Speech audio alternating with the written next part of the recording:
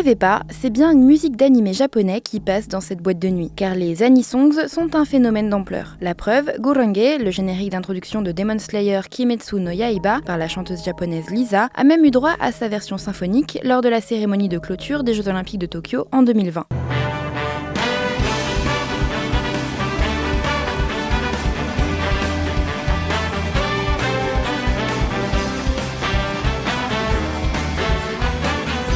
La musique des animés, les films ou séries d'animation japonais, est très populaire chez la Gen Z, constate la BBC. Spotify a révélé que les flux mondiaux de musique d'animation japonaise avaient augmenté de 395% entre 2021 et 2024 et que 7,2 millions de playlists de ce genre musical avaient été créées par les utilisateurs sur sa plateforme, écrit le média public britannique, et 70% des auditeurs d'anisongs ont moins de 29 ans. Pour la BBC, d'après les pics d'écoute, la pandémie a joué un rôle déterminant dans l'engouement du grand public, à la fois pour les animés et pour ces musiques atmosphériques. Selon un article du Hollywood Reporter de 2022 cité par la BBC, une étude montre même que la demande pour les séries d'animation a augmenté de 118% entre 2020 et 2022. Les plateformes pour regarder des animés se sont multipliées, permettant au plus grand nombre de découvrir ces contenus. Cette musique sort aussi de plus en plus du cadre des films d'animation, raconte la BBC, qui prend l'exemple de la tournée internationale de Joe Hisaishi, le compositeur célèbre pour son travail avec les studios Ghibli. Il existe aussi des clubs et des événements divers comme ceux qu'organise Anime & Chill, un collectif de passionnés britanniques. La génération Z a un rapport différent aux animés. C'est une génération qui a grandi avec Internet et qui est familière avec la culture de la J-pop, de la K-pop et des AMV, des vidéoclips d'animés, explique la fondatrice d'Anime & Chill, Eneni Bambara Aban. Des plateformes comme TikTok et YouTube offrent également une seconde vie aux chansons des animés. Des extraits deviennent viraux, les gens les remixent et soudain, la bande-son d'une série confidentielle se transforme en hymne mondial. On le constate sans cesse lors de nos événements. Le public connaît les paroles par cœur et s'en donne à cœur joie, ajoute-t-elle auprès du média britannique. Mais ce n'est pas la première fois que les animés ont un impact sur la musique. En 2003, le duo électronique français Daft Punk avait eu l'idée de transformer son album Discovery en film d'animation japonais, Interstellar 5555, sous la direction de l'immense artiste Leiji Matsumoto. À l'époque, c'était vraiment très original, se remémore la BBC. Et depuis, la tendance ne fait que se confirmer. L'Illusiver, Megan Thee Stallion ou encore Billie Eilish mentionnent des personnages d'animés dans leurs paroles et titres de chansons, note l'article.